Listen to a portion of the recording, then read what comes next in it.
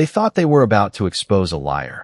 But before the night was over, they would discover that dignity can stay silent far longer than arrogance ever can.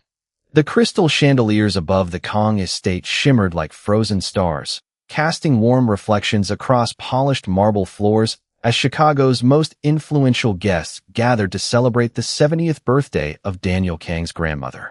Every smile looked perfect, every tuxedo fit flawlessly, and every conversation carried the effortless confidence of people who had never questioned whether they belonged in rooms like this.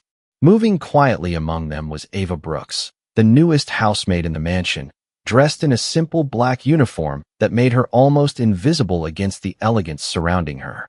She balanced a silver serving tray with steady hands, her calm expression hiding years of discipline that had taught her never to respond to whispers, never to answer insults, and never to measure her worth by the opinions of strangers. To the guests, she was simply another employee. To Daniel Kang's family, she was someone whose place would always remain below theirs. Daniel himself had barely noticed her since she began working at the estate 3 months earlier. As the head of the Kong organization, he had learned to observe before speaking, yet tonight his attention remained fixed on greeting business partners and distant relatives who had traveled across the country for the celebration. Across the ballroom, however, someone else was watching Ava with a very different purpose. Sophia Kong, Daniel's elegant aunt, exchanged a subtle glance with Daniel's younger cousin, Olivia, before carefully slipping away from the crowd. Neither woman smiled now. Earlier that afternoon, they had quietly agreed that Ava's growing presence inside the mansion had become unacceptable. She was too composed, too respected by the household staff, and, in Sophia's opinion, far too comfortable in a home she would never truly belong to. Tonight would end that comfort forever. Ava continued serving drinks, thanking each guest with the same quiet professionalism regardless of whether they acknowledged her or ignored her completely. An elderly veteran thanked her for refilling his glass. A little boy smiled when she handed him sparkling cider instead of champagne. She returned each kindness with the same gentle warmth before disappearing back into the rhythm of her work. She never realized that every step she took was being carefully anticipated. As the orchestra began another classic American standard, Sophia suddenly raised her voice. "Excuse me," she announced, loud enough for nearby conversations to stop. "Has anyone seen grandmother's diamond heirloom bracelet?" Silence spread across the ballroom. Heads turned. Confused expressions slowly shifted toward concern. Olivia stepped forward with theatrical hesitation.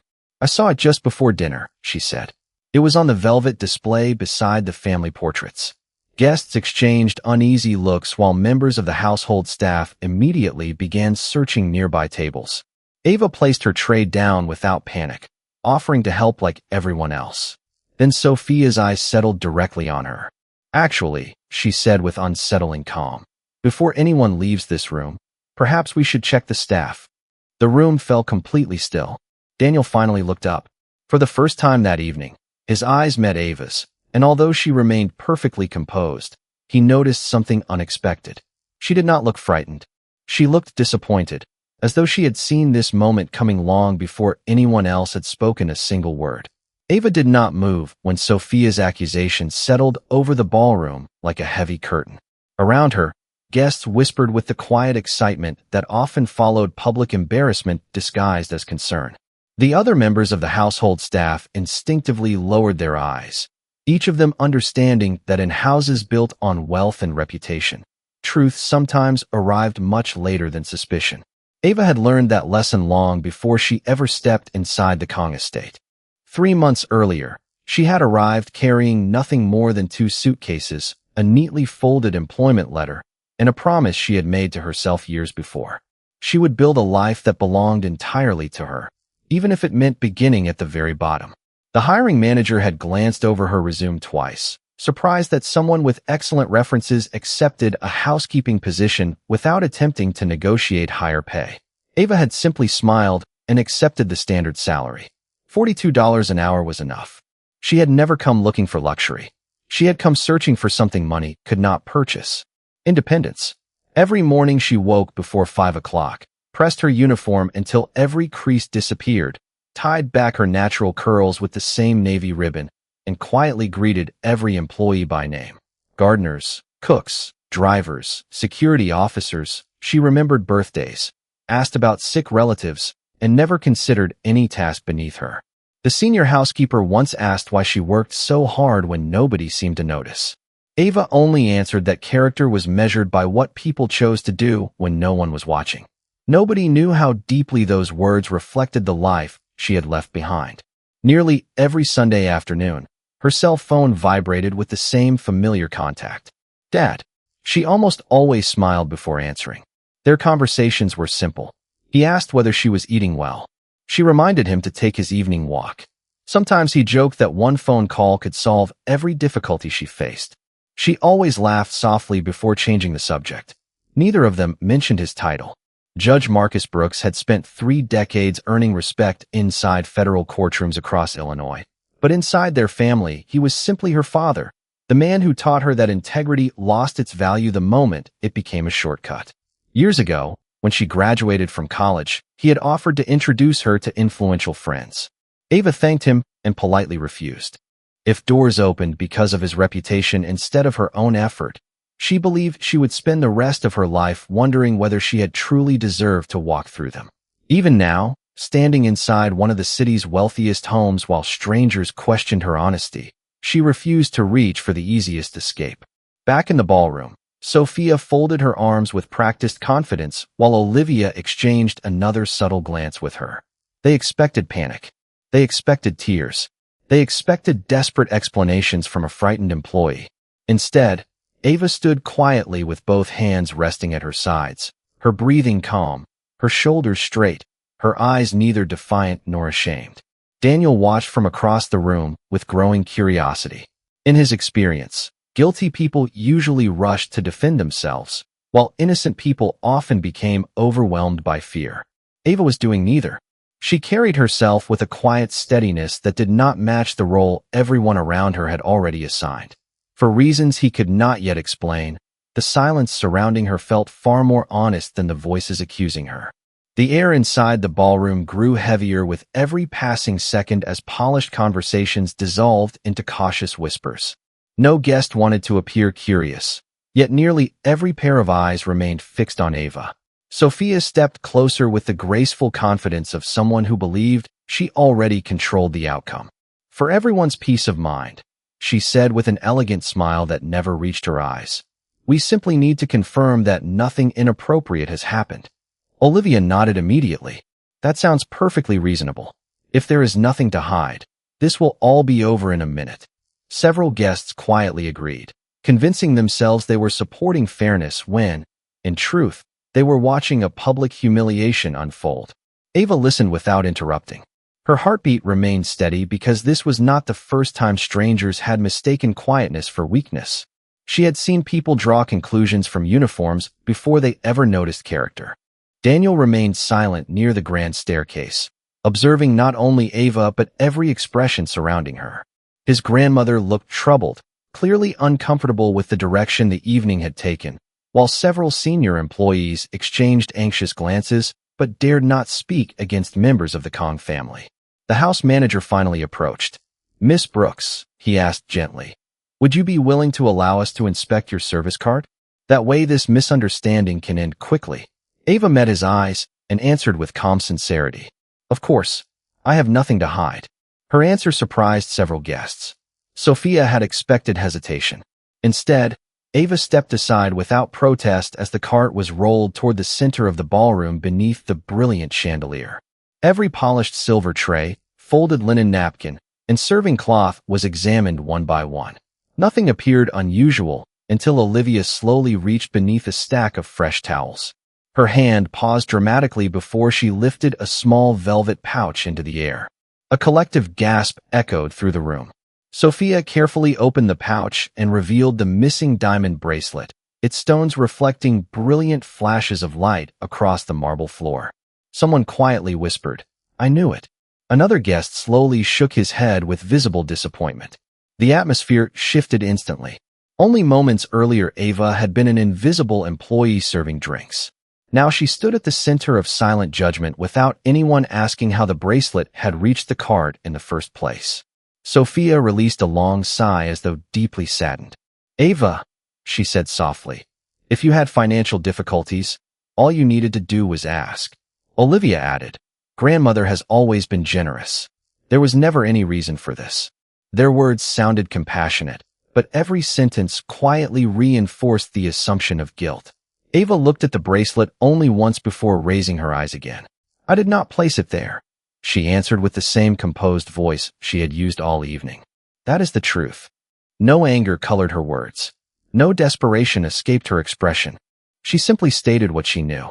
Daniel noticed another detail that no one else seemed to recognize. Ava never once looked toward the mansion entrance, never reached for her phone, and never searched for someone powerful to rescue her. She stood completely alone, accepting the weight of suspicion without surrendering her dignity. For reasons he could not explain, that quiet confidence unsettled him far more than the bracelet itself.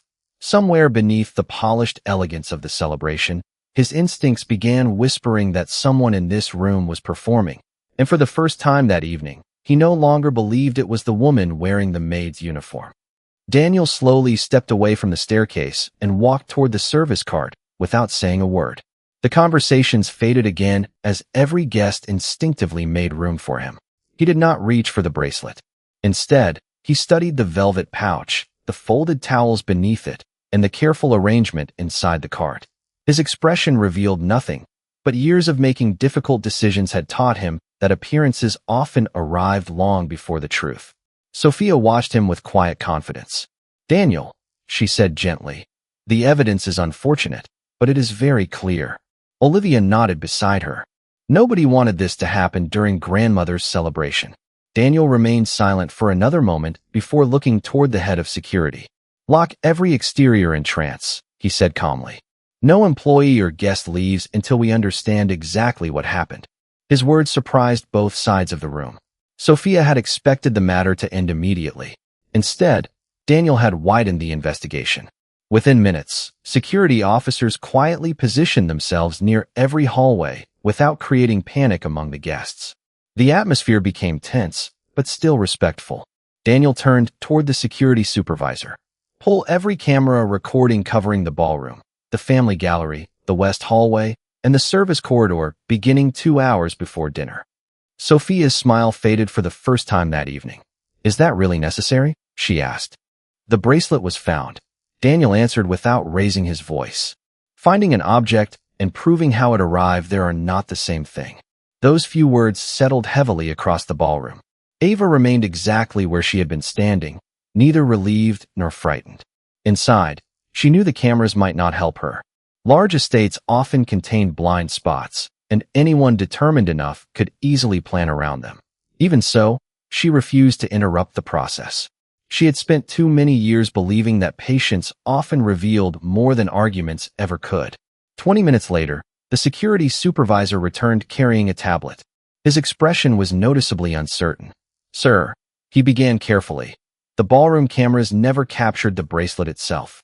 The display case remained visible until guests gathered for dinner, but one camera briefly lost its angle when a floral arrangement was moved during preparation. Daniel accepted the tablet and watched the footage himself. The interruption lasted only 43 seconds. When the picture returned, the bracelet was no longer visible inside the display. What about the service hallway? Daniel asked. There is another problem, the supervisor admitted. The camera outside the laundry entrance stopped recording for exactly 3 minutes because of what appears to be a temporary signal interruption. Several guests exchanged uneasy looks. Daniel replayed both recordings twice without commenting. The timing felt too convenient. The missing footage overlapped almost perfectly with the period when dinner service began and staff members moved throughout the estate. Sophia quietly folded her hands. Technology fails sometimes, she said with a sympathetic smile. Perhaps we should not complicate something so obvious. Daniel looked at her for a brief second before returning his attention to the screen. Then he noticed something almost invisible. Just before the ballroom camera shifted, a reflection appeared in the polished glass of the display cabinet. It lasted less than a second, but someone wearing pale blue evening gloves had reached toward the jewelry case. Every member of the household staff wore white gloves. None wore blue.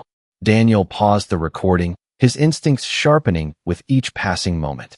Whoever planned this evening had prepared carefully, but perfection often left behind the smallest imperfection, and he had just found the first crack in a story that suddenly seemed far too perfect to believe. Daniel continued staring at the frozen image until every voice inside the ballroom seemed to disappear into the background. The pale blue glove reflected in the display cabinet was barely visible, nothing more than a fleeting fragment of color caught between polished glass and brilliant light, yet it refused to leave his mind. He slowly handed the tablet back to the security supervisor. "Do not erase anything," he said quietly. "Copy every recording to a secure drive. I want every frame preserved." The supervisor nodded immediately and walked away. Sophia maintained her composed smile, but Daniel noticed the subtle tightening around her eyes. It lasted less than a second before she recovered her graceful expression. Most people would never have seen it. Daniel did. Years of negotiating with ambitious people had taught him that confidence often cracked before words ever did. Across the ballroom, Ava remained surrounded by silent curiosity. A few guests avoided looking at her altogether, while others stared openly, convinced that the evening had already revealed her true character. She accepted every glance without resentment. Her thoughts drifted somewhere far beyond the mansion, back to evenings spent sitting on the front porch with her father after long days at school. Judge Marcus Brooks always repeated the same lesson whenever life felt unfair. Truth does not become stronger because you shout it. Sometimes its greatest strength is surviving long enough to be discovered. As a teenager, she had not fully understood those words. Tonight, standing alone beneath crystal chandeliers while strangers quietly judged her, she finally understood exactly what he meant. Her phone rested silently inside the pocket of her apron. One call could change everything. Within minutes, her father's name alone would command respect from nearly everyone in the room. Questions would become apologies. Suspicion would disappear. Yet her hand never moved toward the phone. If she escaped humiliation by borrowing someone else's reputation, then everything she had spent years building would lose its meaning. She had chosen this life deliberately, not because it was easy, but because she wanted every ounce of respect she earned to belong completely to her. Daniel's grandmother slowly approached Ava with gentle concern. "Child," she said softly, "is there someone you would like us to contact? Your family, perhaps?" Several guests listened carefully, expecting Ava to call a relative or a lawyer. Instead, she offered a grateful smile. "Thank you, ma'am, but no. My family taught me to face difficult moments honestly. I believe the truth will arrive on its own." Her answer lingered in the room long after she finished speaking. Daniel's grandmother looked at her with unexpected warmth, as though she recognized something that others had overlooked. Daniel heard every word. Most innocent people wanted immediate rescue. Most guilty people searched for excuses. Ava had chosen neither. She simply trusted that honesty required patience. That quiet confidence disturbed every assumption he had formed since the bracelet appeared. Then another detail surfaced in his memory. Earlier that evening, before guests arrived, he had briefly walked through the west hallway and noticed Olivia wearing elegant pale blue evening gloves that perfectly matched her designer gown. At the time, the color had seemed like nothing more than a fashionable choice. Now the image returned with startling clarity. Daniel slowly lifted his eyes toward Olivia. She had already removed the gloves. They were nowhere to be seen. And for the first time since the celebration began, he no longer believed he was investigating a missing bracelet. He believed he was uncovering a carefully constructed performance, and someone inside his own family appeared to know far more than they had ever intended to reveal. Daniel quietly excused himself from the ballroom and walked toward the private office overlooking the East Garden, leaving behind a room filled with unanswered questions. He closed the oak door without a sound and opened the personnel records stored on the estate's secure computer. He had not intended to investigate Ava beyond the missing bracelet, but every instinct told him there was a larger truth hiding beneath the evening's carefully arranged performance. Her employment file appeared almost ordinary. Excellent references, perfect attendance, no disciplinary history, no complaints from supervisors. Every evaluation described the same qualities with different words: honest, dependable, respectful, calm under pressure. Daniel continued reading until one detail caught his attention. The emergency contact section contained only a single name: Marcus Brooks. There was no occupation listed beside it. only a phone number and the simple word father. Curious, Daniel searched the name through the secure legal database available to his family for business compliance. The screen refreshed, and within seconds his expression changed completely. The file that appeared belonged to Judge Marcus Brooks, one of the most respected federal judges in Illinois, a man whose reputation for fairness had been built over decades of public service. Daniel leaned back slowly, reading the profile twice to make certain he had not misunderstood. The dates matched. The address history aligned with Ava's application. The emergency contact was not another man with the same name. It was him. For several quiet moments, Daniel simply stared at the screen. If Ava had wanted influence, she could have mentioned her father during the hiring process. His name alone would have opened doors throughout the city. Instead, she had accepted an entry-level position, worked before sunrise every morning, and quietly endured disrespect without revealing a single word about her family. Daniel suddenly remembered a conversation with the house manager shortly after Ava had been hired. The manager had casually mentioned offering her a promotion after only 6 weeks because every department trusted her judgment. Ava had politely declined, explaining that she preferred to earn experience before accepting greater responsibility. At the time, Daniel had considered it modesty. Now it looked like conviction. Another document attached to her employment file drew his attention. It was a handwritten note submitted with her application. Most applicants never included personal letters, but Ava had. The final sentence was remarkably simple. I would like to be evaluated only by the quality of my work and the way I treat other people. Daniel read that sentence 3 times. It explained everything she had done since arriving at the estate. She had never hidden behind privilege because she had deliberately chosen to live without it. Back inside the ballroom, Ava remained standing with quiet composure as the guests continued exchanging uncertain glances. Some were beginning to question their earlier assumptions, while others stubbornly held on to them. Daniel's grandmother watched Ava with growing admiration, sensing a quiet strength that wealth alone could never purchase. Daniel returned moments later carrying nothing in his hands, revealing nothing of what he had learned. He looked toward Ava, then across the room at Sophia and Olivia. For the first time that evening, the balance inside the mansion had shifted. The accusations no longer felt convincing. The evidence no longer seemed complete. And Daniel understood that the greatest secret in the room had never been the identity of Ava's father. It was the extraordinary discipline it had taken for his daughter to protect that secret while allowing the world to measure her by nothing except the quiet dignity of her own character. Daniel walked back to the center of the ballroom with the same measured confidence that had silenced negotiations, settled business disputes, and commanded respect for years. No one spoke as he accepted the tablet from the security supervisor once again. He looked around the room before saying, "This investigation is not over. It is only now beginning." His calm voice carried farther than any shout could have. Sophia folded her hands and attempted another reassuring smile. "Daniel, surely we have already spent enough time on an unfortunate misunderstanding." He met her gaze without emotion. If it is a misunderstanding, then the truth deserves to be seen. He instructed the supervisor to enlarge the paused security image onto the ballroom's presentation screen. The reflection from the display cabinet appeared once again, faint but unmistakable. Daniel stepped closer and pointed toward the pale blue shape frozen in the polished glass. Every member of the household staff was issued white serving gloves for tonight's event, he said. This reflection shows blue evening gloves.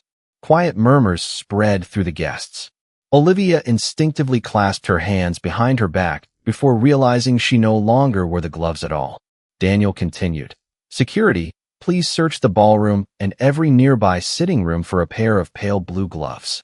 No accusation followed. He simply waited.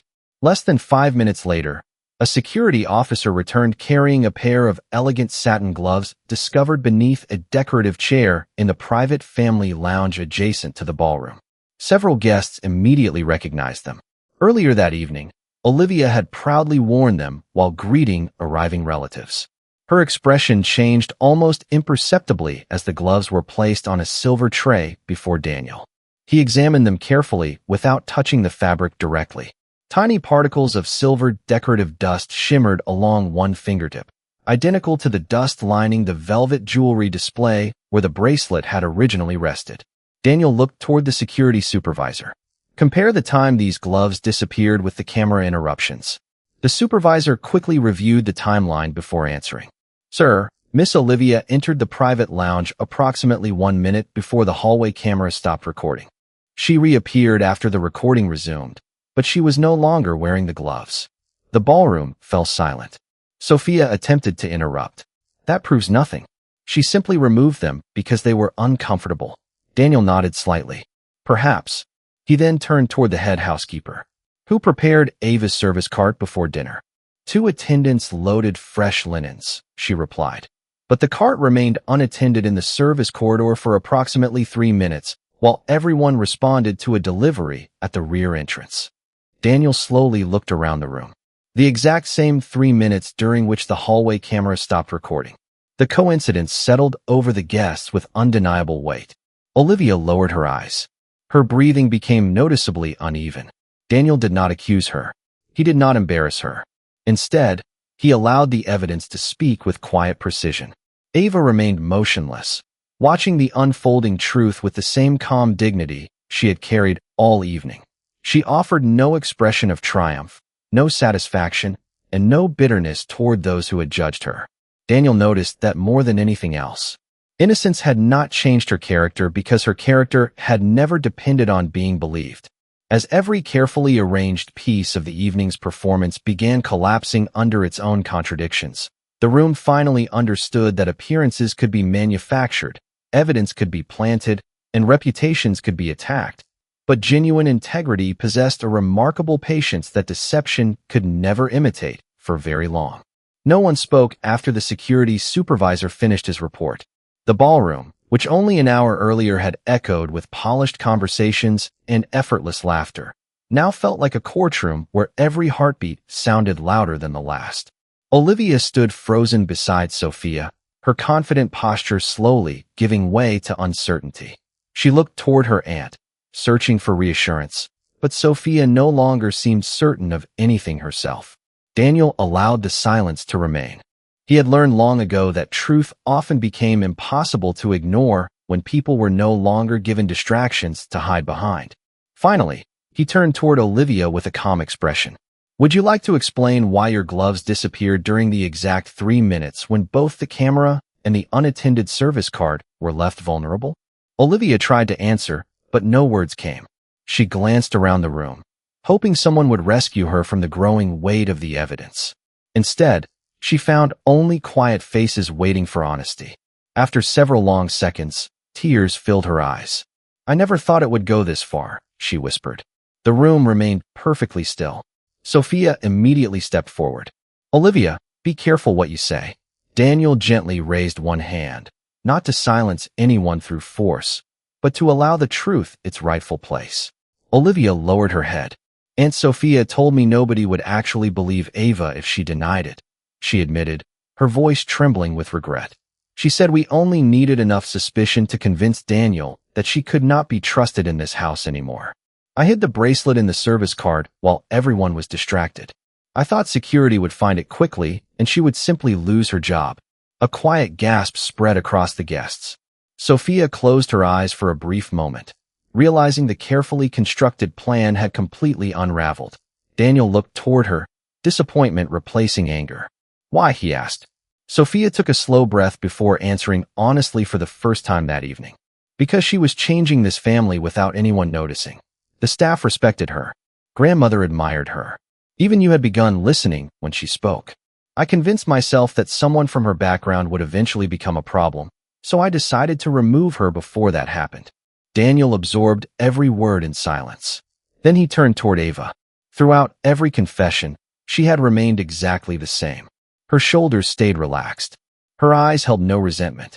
She did not celebrate being proven innocent because her dignity had never depended upon victory. At that moment, the grand entrance doors quietly opened. An older gentleman wearing a simple navy suit stepped inside after being escorted by security. He carried no dramatic presence, no official escort, and no expectation of attention. Ava's eyes softened the instant she saw him. Judge Marcus Brooks had arrived only because the house manager, deeply troubled by the evening's events, had privately called the emergency contact listed in Ava's file after the investigation began. Marcus walked calmly toward his daughter before stopping beside her.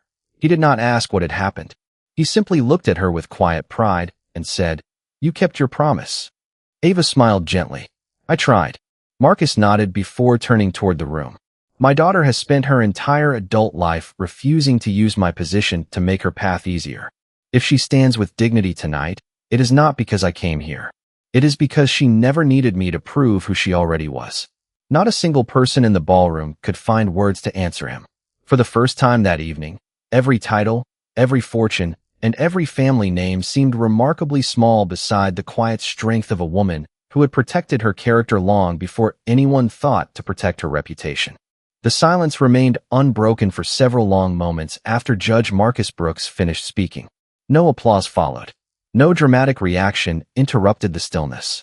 Every guest understood that anything they might say would only diminish the lesson that had already unfolded before their eyes. Daniel slowly walked toward Ava until only a few feet separated them. For the first time since she had arrived at the estate, he looked at her without seeing a uniform, a job title, or the assumptions others had placed upon her. He saw only a woman who had willingly carried the weight of false accusations rather than sacrificed the principles she had chosen years earlier. "Miss Brooks," he said quietly, "before tonight, I believed leadership meant protecting the reputation of my family. I was wrong. Leadership begins with protecting the truth, even when it challenges the people closest to you." Ava listened without interrupting.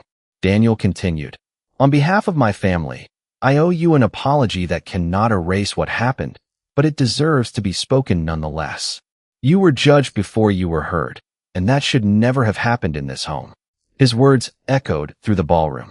One by one, the household employees lowered their eyes, not from shame for Ava, but from witnessing something they had rarely seen from those in positions of great authority. Daniel's grandmother slowly stepped beside him and gently took Ava's hands into her own. "My home failed you tonight," she said with quiet sincerity. "If you choose never to return, I will understand completely." Ava looked around the ballroom at the faces that only an hour earlier had doubted her without hesitation. Some now appeared deeply embarrassed. Others could not meet her eyes at all. Then she smiled with the same quiet grace that had remained with her throughout the evening. "Respect cannot be demanded," she answered softly. "It can only be practiced. If tonight helps even one person choose fairness before judgment, then nothing I experienced was wasted." Judge Brooks looked at his daughter with unmistakable pride, not because she had defended herself successfully, but because she had remained true to the values he had spent a lifetime teaching. Daniel turned toward the household staff gathered near the entrance. "Effective immediately," he announced. "Every employee of this estate will be treated with the same dignity we expect for ourselves. Position will never again determine whose voice deserves to be heard." No one questioned the decision. They had already witnessed why it mattered. Several days later, the mansion had returned to its familiar rhythm. Sunlight once again filled the long hallways. Fresh flowers decorated the marble foyer, and conversations no longer carried the uneasy weight of that unforgettable evening. Ava resumed her work by her own choice, not because she needed the position, but because leaving out of bitterness would have allowed someone else's actions to decide the ending of her story. The staff welcomed her with quiet smiles that required no words. Daniel often noticed her passing through the halls with the same calm confidence she had always possessed. Nothing about her had changed because she had never allowed the opinions of others to define her in the first place. Sometimes true justice does not arrive with punishment or celebration. Sometimes it arrives when those who once looked down finally learn to look across with equal respect. As the evening that changed the Kong family slowly became a memory, one truth remained impossible to forget. Wealth could command attention. Influence could open doors. Power could shape decisions. But dignity, patiently protected and quietly lived, possessed a strength that no accusation could ever take away. And on that remarkable night, everyone inside the mansion finally remembered what true character looked like.